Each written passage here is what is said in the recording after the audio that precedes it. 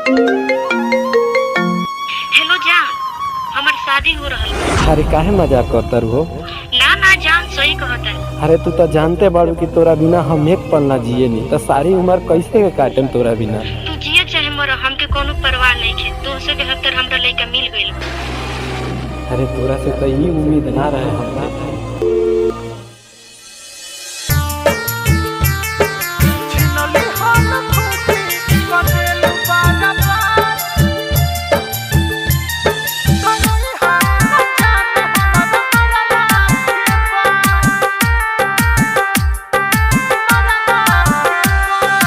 Music by Mrityunjay प्रेमी। छिनली हलु खुशी कदेलु बाराबार, छिनली हलु खुशी कदेलु बाराबार। तो रोई हो न जान हमारा मरला के बाद, कि रोई हो न जान हमारा मरला के बाद। तू पियवे के संगे हो रही हो आबाद, कि रोई हो न जान हमारा मरला के बाद। छिनली हलु खुशी कदेलु बाराबार, तो रोई हो न जान हमारा मरला के बाद।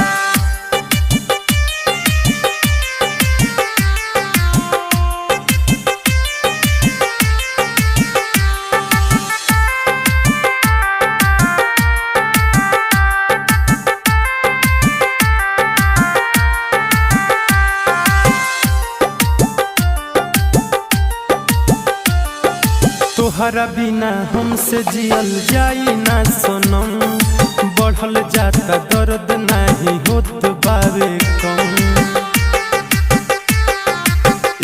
अरे सुनो, तोहरा बिना हमसे जियल जाई ना सोनम, बढ़ल जाता दर्द नहीं होत बावे कम। बचल ना बा कुछ सारा भइल बा खत्म, तू ना हमार भइलु पागल बन गईनी हम। दिलवा दुखाता आँख रोवता बड़ी, तोहरे ही नाम जपत बाटे हर घड़ी।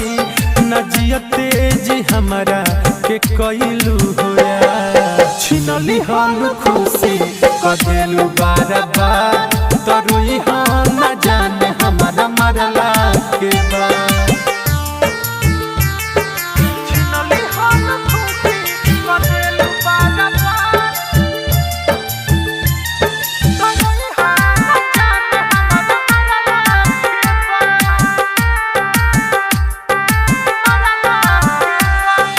म्यूजिक बाय मृत्युंजय प्रेमी।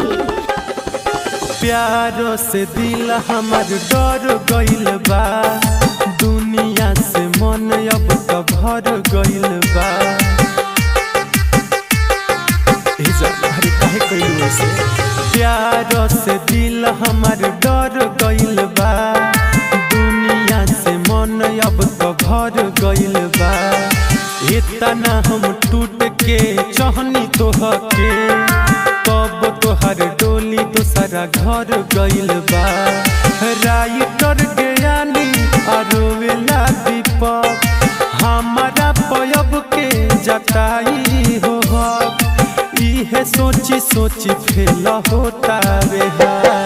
छिनली हलु खुशी कदेलु बाराबार, छिनली हलु खुशी कदेलु बाराबार। तो रोई हो न जान हमारा मरला के बाद, तो रोई हो न जान हमारा मरला के बाद।